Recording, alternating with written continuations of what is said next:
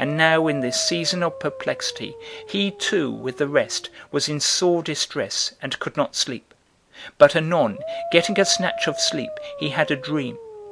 It seemed to him in a vision that there was a storm of thunder and lightning, and a bolt fell on his father's house, and thereupon the house was all in a blaze. He sprung up in terror, and pondering the matter, decided that in part the dream was good, in that he had seen a great light from Zeus, whilst in the midst of toil and danger. But partly too he feared it, for evidently it had come from Zeus the king, and the fire kindled all around. What could that mean but that he was hemmed in by various perplexities, and so could not escape from the country of the king? The full meaning, however, is to be discovered from what happened after the dream. This is what took place. As soon as he was fully awake, the first clear thought which came into his head was, "Why am I lying here? The night advances, with the day it is like enough the enemy will be upon us. If we are to fall into the hands of the king, what is left us but to face the most horrible of sights, and to suffer the most fearful pains, and then to die, insulted, an ignominious death? To defend ourselves, to ward off that fate, not a hand stirs, no one is preparing, none cares, but here we lie, as though it were time to rest and take our ease. I too, what am I waiting for? A general to undertake the work? And from what city? Am I waiting till I am older myself and of riper age? Older I shall never be, if today I betray myself to my enemies." Thereupon he got up, and called together first Proxenus's officers. And when they were met, he said, "Sleep, sirs, I cannot, nor can you, I fancy, nor lie here longer, when I see in what straits we are. Our enemy, we may be sure, did not open war upon us till he felt he had everything amply ready. Yet none of us chose a corresponding anxiety to enter the lists of battle in the bravest style. And yet, if we yield ourselves and fall into the king's power, need we ask what our fate will be? This man who, when his own brother, the son of the same parents, was dead, was not content with that, but severed head and hand from the body, and nailed them to a cross. We then, who have not even the tie of blood in our favour, but who marched against him, meaning to make a slave of him instead of a king, and to slay him if we could, what is likely to be our fate at his hands? Will he not go all lengths so that, by inflicting on us the extreme of ignominy and torture, he may rouse in the rest of mankind a terror of ever marching against him any more? There is no question but that our business is to avoid by all means getting into his clutches. For my part, all the while the truce lasted, I never ceased pitying ourselves and congratulating the king and those with him, as, like a helpless spectator, I surveyed the extent and quality of their territory, the plenteousness of their provisions, the multitude of their dependents, their cattle, their gold, and their apparel. And then to turn and ponder the condition of our soldiers, without part or lot in these good things, except we bought it.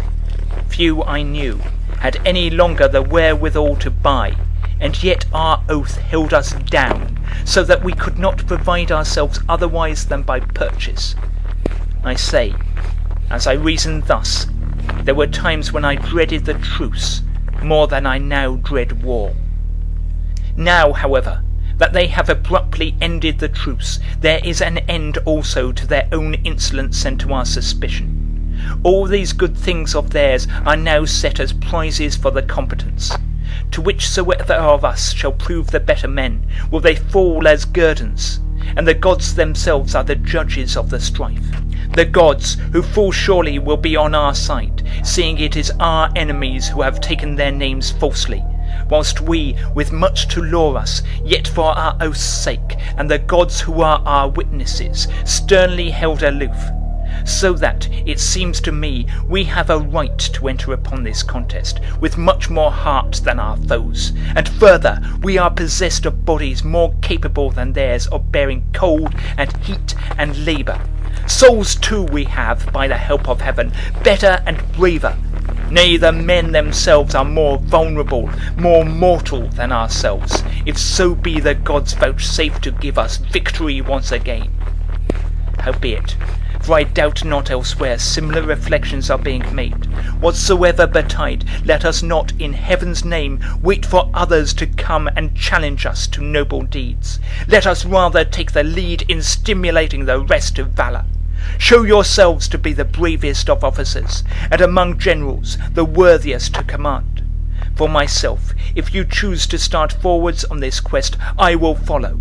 Or, if you bid me lead you, my aid shall be no excuse to stand between me and your orders. At least I am of full age, I take it, to avert misfortune from my own head." Such were the speaker's words. And the officers, when they heard, all with one exception, called upon him to put himself at their head. This was a certain Apollonides, there present, who spoke in the Boeotian dialect. This man's opinion was that it was mere nonsense for any one to pretend they could obtain safety, otherwise than by an appeal to the king, if he had skill to enforce it, and at the same time he began to dilate on the difficulties. But Xenophon cut him short. "O most marvellous of men! Though you have eyes to see, you do not perceive. Though you have ears to hear, you do not recollect. You were present with the rest of us now here when, after the death of Cyrus, the king, vaunting himself on that occurrence, sent dictatorially to bid us lay down our arms. But when we, instead of giving up our arms, put them on and went and pitched our camp near him, his manner changed. It is hard to say what he did not do. He was so at his wits' end, sending us embassies and begging for a truce and furnishing provisions the while until he had got it. Or to take the contrary instance, when just now, acting precisely on your principles, our generals came and captains went, trusting to the truce, unarmed to a conference with them. What came of it? What is happening at this instant? Beaten, goaded with pricks, insulted, poor souls, they cannot even die, though death, I ween, would be very sweet. And you, who know all this, how can you say that it is mere nonsense to talk of self-defence? How can you bid us go again and try the arts of persuasion? In my opinion, sirs, we ought not to admit this fellow to the same rank with ourselves. Rather ought we to deprive him of his captaincy, and load him with packs, and treat him as such. The man is a disgrace to his own fatherland, and the whole of Hellas, that being a Hellene he is what he is." Here Agasius the Stymphalian broke in, exclaiming, "Nay, this fellow has no connection either with Boeotia or with Hellas, none whatever. I have noted both his ears bored like a Lydian's." And so it was. Him then they banished, but the rest visited the ranks, and wherever a general was left, they summoned the general. Where he was gone, the lieutenant general, and where again the captain alone was left, the captain. As soon as they were all met, they seated themselves in front of the Place d'Armes, the assembled generals and officers, numbering about 100. It was nearly midnight when this took place. Thereupon Hieronymus the Elean, the eldest of Proxenus's captains, commenced speaking as follows: "Generals and captains, it seemed right to us, in view of the present crisis, ourselves to assemble and to summon you, that we might advise upon some practicable course. Would you, Xenophon, repeat what you said to us?" Thereupon Xenophon spoke as follows: "We all know only too well that the king and Tissaphernes have seized as many of us as they could, and it is clear they are plotting to destroy the rest of us if they can. Our business is plain. It is to do all we can to avoid getting into the power of the barbarians. Rather, if we can, we will get them into our power. Rely upon this then, all you who are here assembled. Now is your great opportunity. The soldiers outside have their eyes fixed upon you. If they think that you are faint-hearted, they will turn cowards. But if you show them that you are making your own preparations to attack the enemy, and setting an example to the rest, follow you, be assured they will."